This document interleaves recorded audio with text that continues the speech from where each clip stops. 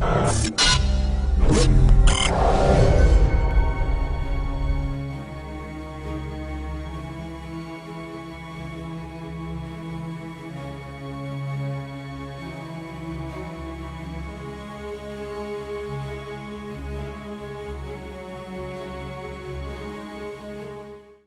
good afternoon everyone.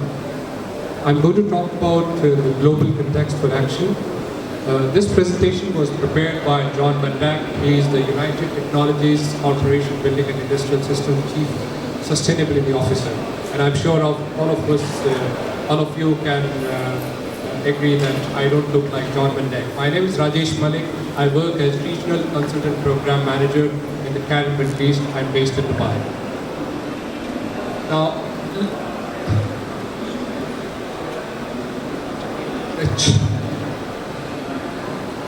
okay, now basically the presentation is set to show some data and trend that shows us the direction and opportunities to construct green buildings. Now, as we all know, green buildings are resource efficient for the building life cycle, from sitting to design, construction, basically maintenance, renovation, and till the time of demolition of the building. Now, if we look at the larger picture, I think the image is too bright, we can't see. This is one of my favorite images. It's a composite picture of Earth taken at night, and what we see over here, we are right at the bright spot on this picture, which clearly translates that there are a lot of developments happening around the globe. Now, we all agree that there are people elsewhere on the earth, but the lights are not turned on. But whatever you see over here, it seems to clearly tell us there are a lot of developments happening around the globe. Now, what basically we need to consider the environmental impact of these developments.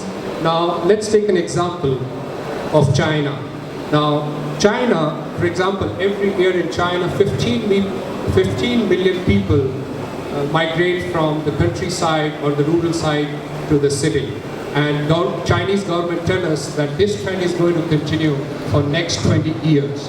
15 million people migrating from rural to city. What does that mean? That means that Chinese government have to build cities like Qatar, 6 to 7 cities every year. What does that translate into? That translates into basically the kind of urbanization we are living today. Now, we are sitting at a very different trend of our times. For the first time in the history of civilization, where more people live in cities rather than rural areas. Now, let's look at some of the data and the numbers over here. In 1970, 2/3 of the people lived in rural areas. Now, how the paradigm is shifting, by 2050, 2/3 of the people will live in cities. Now, basically, there are multiple outcomes of this kind of an urbanization. And chief among them is the need of the many buildings. And we all agree that building consumes more energy, a lot of energy, especially in the Middle East, where the building energy consumption is to the maximum. In fact, on the global level, the building consumes 40%, basically 40% in terms of the energy, which is quite different than in the Middle East terminology, where the building energy consumption is to the tune of 65%. So the scale of opportunity is enormous, but do we know how much energy are the building consuming? Do we know, can we signify this with some sort of numbers, wherein we can say, yes, this is the amount of energy the buildings are consuming? Do we know what is the scale of opportunity available with us? Let's look into one of the research done. Basically, this research shows us that the opportunity is enormous. Why? Because this is the data which has been based on a research done in the United States, and I have every reason to believe that the same dimension applies to anywhere, no matter what the countries, anywhere else in the world as well. Now, how much energy do we spend on the energy? The number shows here. It's enormous. $432 billion the United States is spending in energy. Now, what does that look like compared to? Energy spent in the United States in the buildings is more than the total corporate tax paid in the United States. energy spent in the United States is more than the private research and development work in the United States. And it's almost equal to the money spent on health insurance sector in the United States. So we can figure out that the opportunity is tremendous. Now, what if we could do better? What if we could do, whereas when we are saying the building are consuming 40% of the energy, what if we say that we can improve, that there is a 30% energy savings we can give in the building in the United States? Now, why 30%? Sorry, I think I skipped one of the slides. Yeah. Now, why 30%? Because the data tells us that today we have the technologies wherein we can improve the building energy consumption by easily by 30%. And the data tells us that. Now, what does that $65 billion tells us? $65 billion amount of, basically, if we do the energy saving in the buildings, that translates into $65 billion of energy savings. Now, these buildings not only pay for themselves, basically, they also basically eases the cash flow in the United States, in the United States economy.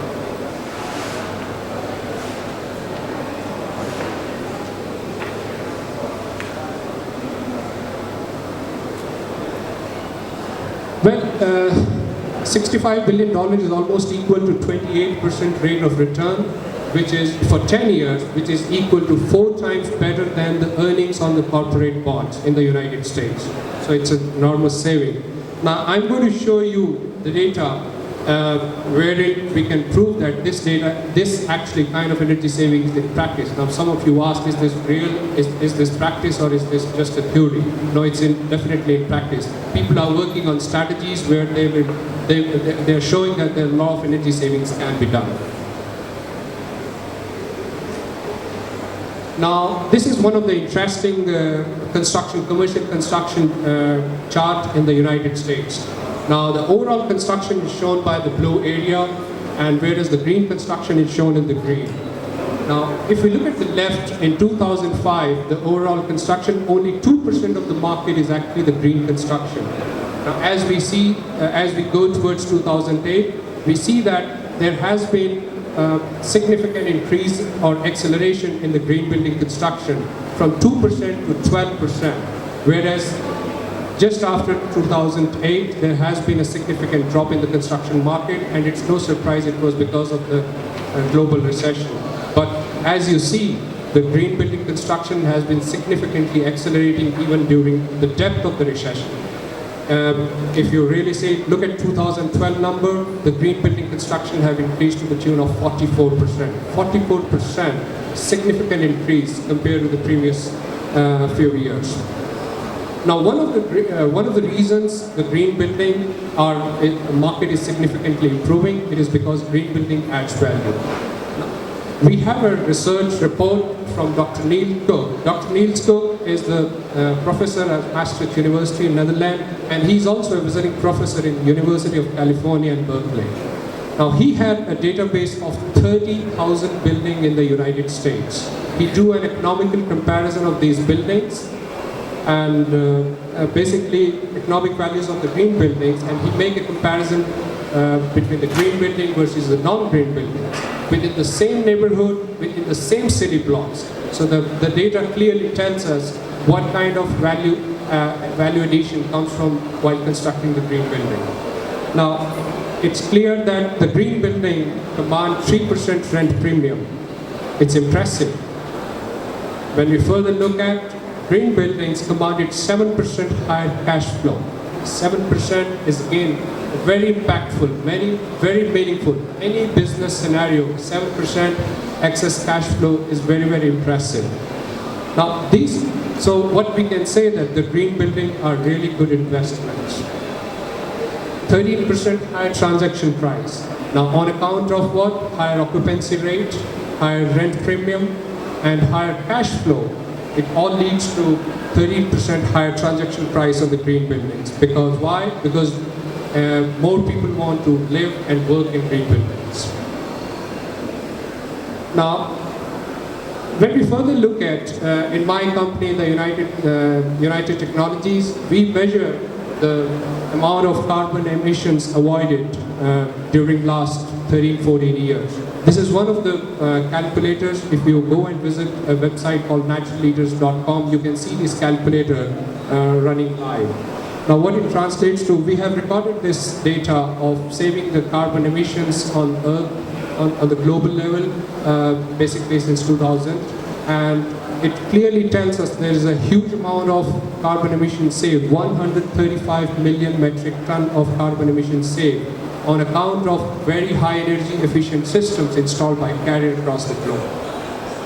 These are systems sold above the government standard. What does that translate into? 135 million metric ton of saving of carbon emission basically turns into almost equivalent to 28 million cars taken off the road for 1 year. Again, very, very important thing to know. So that's the base of Carrier high efficiency systems installed across the globe. Basically, so the market is really booming in terms of the energy green building constructions and the green building high efficiency systems across the globe. Now let's switch topic. I'm going to talk now on one of the more precious resource on Earth, and especially in the Middle East, which is water. Now, of all the water accessible to us, only 2.5% of the water is actually fresh water, and out of which only 1% is actually accessible to use. Now, of the last 100 years, we are using water twice as much as we are actually growing our population. The next generation is using more water than the previous generation. And if this trend continues, the results is going to see that by 2025, which is not that far away, 2/3 of the people living on Earth are going to live in water distressed region. So it's a serious thing to think about. So we must work on the green buildings, because green building can help here too. Green building can help to save water to the tune of 40%. So by constructing green building, we can not only save energy, we can save water too. Now the next frontier on the green building is about people. Now for the first 20 years of the green building movement across the globe, it was basically, we were all addressing the impact of the built environment on the natural environment. Whereas the next 25 years, we are going to address the issues of impact of the built environment on the people, on the productivity of the people, on the health of the people. So this is the next frontier we are going to do. Now let's look at critically on how the building operates. What is the cost of operating a building? Now over here, if you really see, the cost to operate a building in terms of energy is just nearly 1%. If we further look at the cost to operate a building in terms of mortgage or rent, it's just about 8 to 9%. Now what is the major cost to operate a building? It's nothing but the people. In terms of the spending of the people in any building, 90% of the money spent in any building is for the people, in terms of the salaries, wages, benefits for the people. So it's very critical we start thinking that what green building can contribute in terms of improving the health and productivity of these people. Green buildings can definitely, today we measure payback of the green buildings in terms of years. Why? Because we are considering the environmental impact. But when we start measuring the impact of the improvement in the productivity of the people, we can tell that payback is going to be a matter of months. Now the best way to how to advance green building movement across the globe is to work with those organizations that works on day-to-day basis to change the marketplaces around the globe. These are nothing but the Green Building Council. United Technology is very proud to be founding member of many green building councils across the globe: Argentina, China, France, India, Kuwait, Singapore, and United States. In fact, we were the founding member of the United States Green Building Council, the first founding member 20 years ago. This year we are in the 21st anniversary of United States Green Building Council. So we have a long legacy of partnering with these organizations which help to transform the marketplaces around the world. Now, one of the ways we do this by bringing up a lot of research and data, because we believe that the data drives decisions and good data can help to make better decisions. Now, we partner with USGBC basically to do a survey across the globe, and we have done this survey for the building professional, global professional in over 60 countries. Now, this survey involved 900 professional architects, consultants, designers, owners in more than 60 countries. Now, when this survey was initially done, now the first thing which it clearly tells us that the green building movement is really improving across the world. Now, back in 2008, 13% of the professionals said that only 13% of their total work is actually the green building. When this was again redone, the survey was again redone back in 2012, 28% of the people confirmed that the majority of their work is in green building. Whereas, and when we asked them what is going to happen in 2015, they said half of their work is actually going to be the green building construction. So which clearly tells us that the green building activity is actually doubling every 3 years. Now this global trend continues across all the regions, but look at the middle of the graph. Now it's quite interesting that the Middle East has the maximum opportunity to build the green buildings.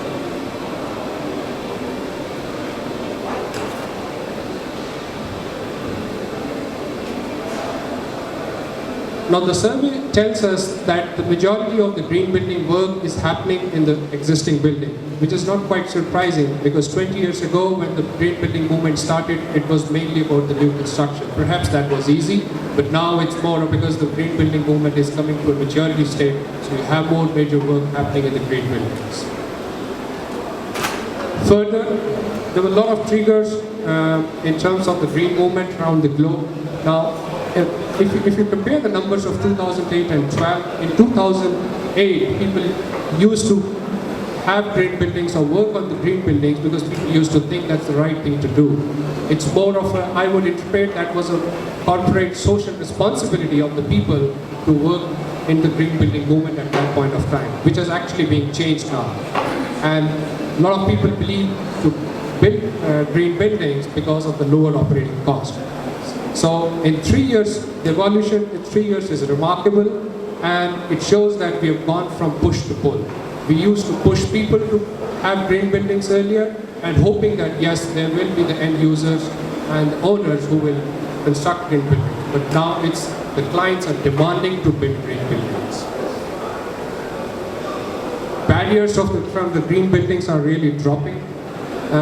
Earlier, back in 2008, the survey again tells us that 50% of the people could never prove their business case to construct a green building, which is not the case. Now it's been tremendously reducing. And again, 2/3 of the people were also used to say that they had no access to capital to construct a green building. So the barriers to build green buildings is significantly dropping. So green buildings are good business decisions. Again, as we have seen previously, Dr. Neil Cook researched about the green building adds value. Now, over here, 31% of the people believe that the green building increases the building value in the range of 6 to 10%. And whereas 16% of the people believe that the green building adding value to the building in the range of over 10%.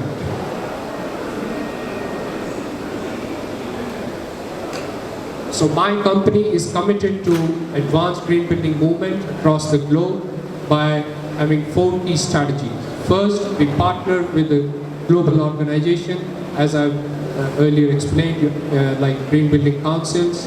We further do a lot of research and provide data to the industry because better data drives better decision. We provide a lot of trainings in to help people and engineers to work on the green buildings. United Technologies has 30 USGBC approved lead instructor to deliver these trainings across the globe in all major markets of the globe. And we do these trainings on a regular basis.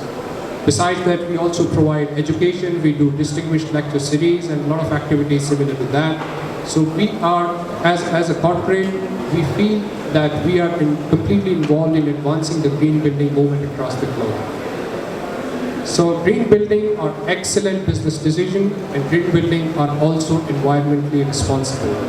When rightly done, they can significantly improve the health of the people and productivity of the people. We look forward being partnered with you in making this green building advancement taken to the next level. Thank you for joining us today.